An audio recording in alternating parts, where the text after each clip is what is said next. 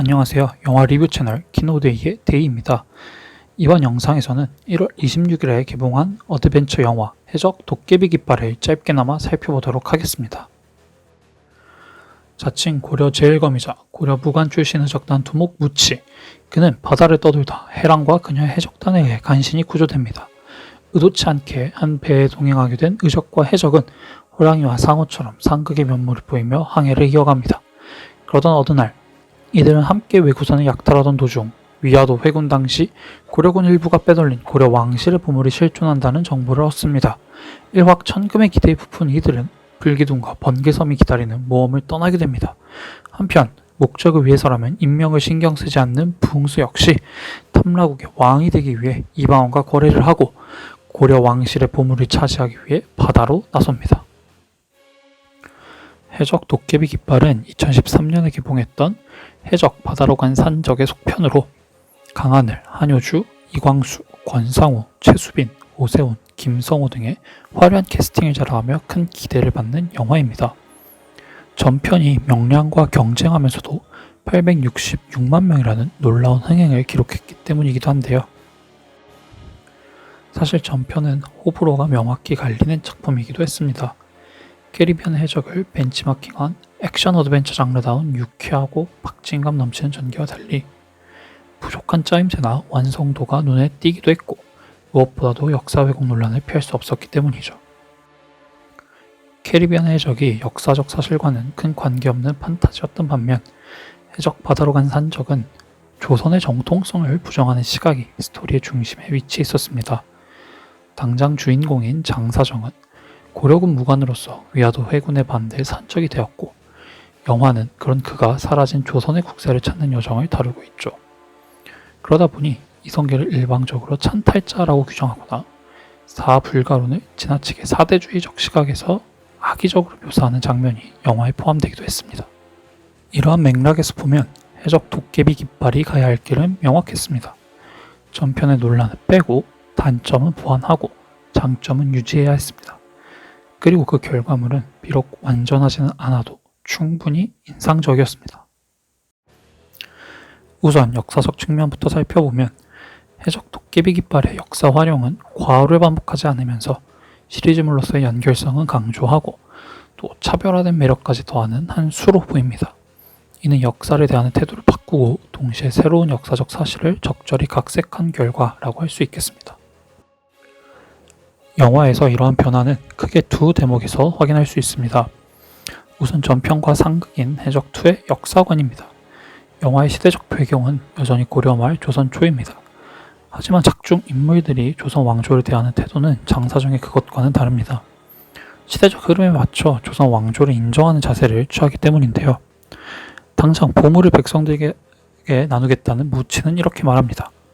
왕조가 고려냐 조선이냐보다도 백성이 잘 먹고 잘 사는 것이 더 중요하다고요.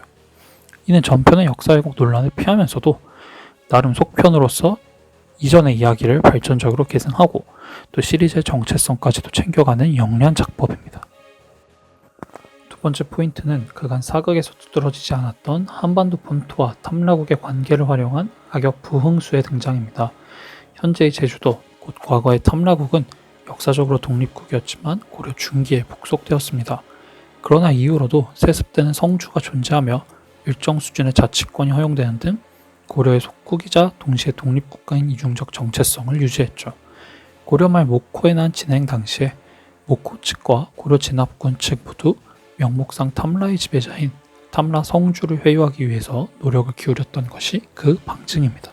다만 조선 태종 시기에 탐라국은 그간 고씨와 양씨가 각각 세습한 탐라의 성주 및 탐라의 왕자 명칭을 조선 조정에 반납했고 탐라국은 제주도로 명칭이 바뀜과 동시에 조선의 행정구역에 온전히 편입되었습니다. 영화는 이러한 여말선초 시기 역사적 격변을 부흥수라는 캐릭터에 부여하고 있습니다. 이는 고려의 보물을 찾아주는 대가로 태종 이방원에게 탐라국의 왕자리를 요구한 부흥수의 모험이 성공하느냐 혹은 성공하지 못하느냐 그 여부와 관련이 있는 것이죠. 덕분에 그저 탐욕스럽고 평면적일 수 있었던 부흥수라는 캐릭터는 색다른 매력과 무게감을 갖출 수 있게 됩니다. 다만 이 변화가 영화에서 온전히 드러나지 않는다는 점은 아쉽습니다. 특히 전편의 단점이 개선되지 않은 결과를 볼 수 있어서 더욱 그러합니다. 우선 완성도와 대중성 중 후자를 선택한 결과 해적2에는 전체적인 이야기를 뒷받침할 역사적 배경에 대한 설명이 부족합니다. 런닝맨 속 배우의 이미지를 그대로 활용해 유머를 전담하고 있는 마기에 비해서 눈에 띄게 적은 부흥수의 분량만 보더라도 이를 쉽게 알 수 있죠. 이는 부흥수가 탐라국의 왕위를 요구하는 이유나 그 당위성 등이 암시될 뿐 명시적으로 제시는 되지 않고 그것이 부메랑이 되는 결과를 이끌어냅니다. 달리 말해 유머의 타율이 높은 것과는 별개로 더 많은 잠재력을 희생시킨 결과물이 지금의 해적2가 아닌가 하는 생각이 드는 것이죠. 또한 변화가 진부함에 가려지기도 합니다. 영화가 전체적으로 익숙한 형식과 장면들로 무장했기 때문이죠. 일부 주인공의 성별이 바뀐 것을 제외하면 1편과 2편에 등장하는 캐릭터들은 담당하는 역할이 거의 1대1로 대응됩니다. 배우의 이름으로 살펴보면 손예진, 한효주, 김남길, 강하늘, 유해진, 이광수, 김태우, 권상우 이런 식이죠. 산적이었던 이들이 천신만고 끝에 해적에 합류하고 하나된 일행이 병란도를 거쳐 본격적으로 모험에 나서는 등과 같은 흐름 역시 천편일률적입니다. 캐리비안의 해적과의 유사성도 여전합니다. 거대한 물 회오리를 뛰어난 선장의 역량으로 돌파하는 것이나 물에 잠겼던 배가 솟구쳐 올라오는 장면 등이 대표적이죠. 이는 상상력이 그저 유머에만 사용된 것이 아닌가 하는 의심을 하게 될 정도로 편의적인 선택이라고도 볼 수 있겠습니다. 이에 더해 보물을 찾기 위해 또 다른 힌트를 먼저 찾아야 하는 식의 스토리도 문제입니다. 스타워즈 라이즈 오브 스카이워크와 비슷한 문제를 갖고 있는 것인데요. 이 영화는 템포나 편집이 상당히 빠릅니다. 그래서 새로운 캐릭터들에게 감정을 이입할 여지조차 크지 않죠. 주인공들의 관계나 행적이 너무나도 빨리 바뀌어서 의아함을 자아내는 부분들이 특히 많은 초반부가 그렇습니다.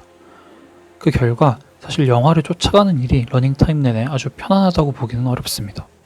그럼에도 불구하고 해적 도깨비 깃발은 분명 싫어할 수 없는 영화입니다.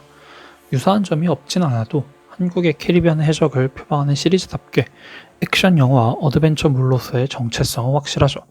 그래서 보는 재미만큼은 이번에도 보장됩니다.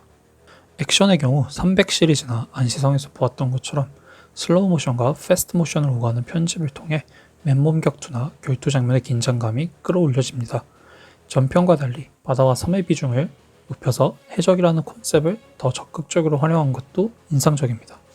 일례로 텍스터 스튜디오의 CG 작업을 통해 탄생한 바다의 용을 연상시키는 불기둥 혹은 급작스럽게 폭풍우가 내려치는 번개섬에서 펼쳐지는 해적선과 선원들의 사투, 이것들은 충분히 훌륭한 스펙터클로 보입니다.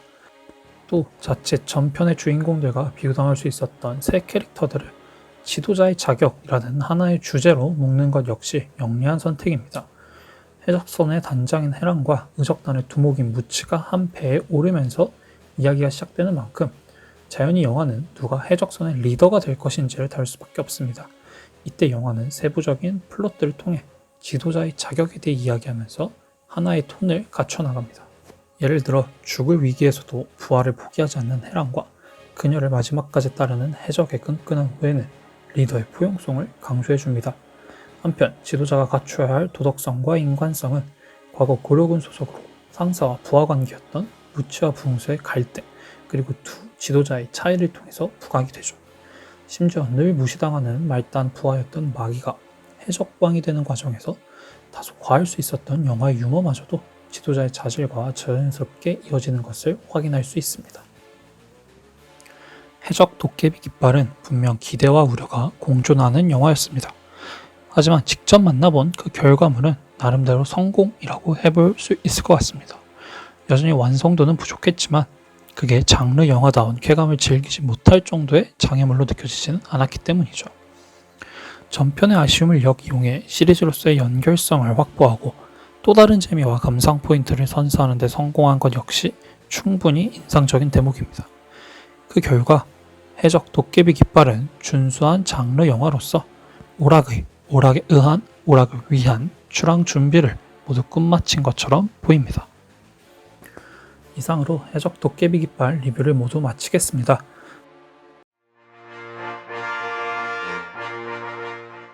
더 많은 영화 리뷰를 원하시는 분은 아래 링크를 통해서 확인하실 수 있으니 많이 이용해 주시면 감사하겠습니다.